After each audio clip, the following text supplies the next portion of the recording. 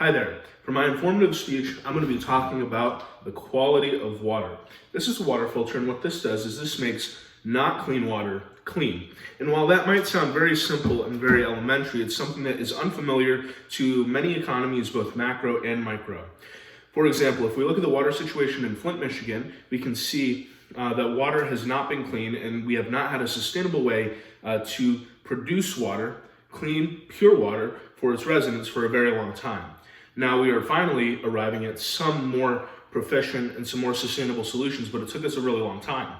Now the reason it took a long time is not because they didn't have access to Brita filters. The reason that it took a long time is because to create a sustainable, both economically and pragmatically for citizens, meaning supply chain and various different things, in order to have that, you need to have a system in place that motivates the economy.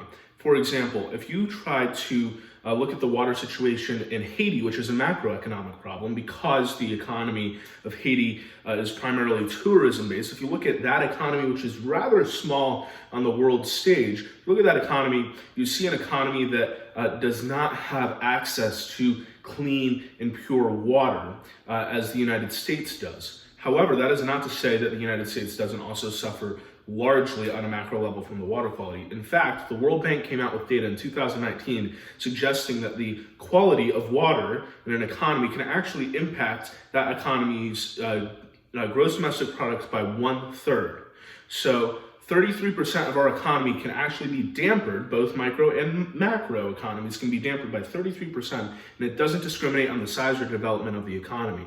So services-based economies, industrial-based economies, agrarian economies, they can all be affected by this problem. With this information, what we need to do is we need to motivate people, Christ-centered leaders, right here at Liberty University, Christ-centered business leaders to take action, because in John chapter 4, we actually see the woman at the well, and Jesus says to the woman, right, and talks to the woman about living water. And it's really, really difficult to talk to someone about living water if they don't have clean water. And this actually leads directly into my persuasive speech.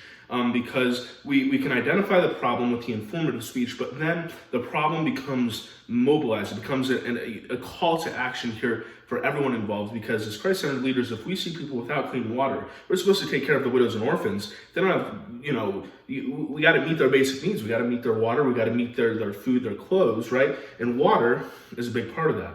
So one of the solutions that I think that I can present here in this persuasive speech is to differentiate the way that we meet these needs based on the needs of the economy. For example, in Haiti, I'm not going to go over there and we're not going to put a water treatment plant there and say, okay guys, get to work, let's purify this water, right? Because we have a lot of untrained individuals, right? We have unskilled laborers. So in that economy, what would be more effective is teaching people how to produce something at a little bit above cost, maybe something that's sustainable, economically sustainable, and something that's pragmatic and applicable and works for the people of the economy, right? So if the economy works for the people, right, it needs to be something that is sustainable, something that there's obviously a demand for it, but we need to be able to meet that middle ground, and it's largely a game of economics to try and meet people where they are at. So thank you so much for listening to my presentation today. I think this is something that's very exciting, and I'm excited to talk to you guys more about it.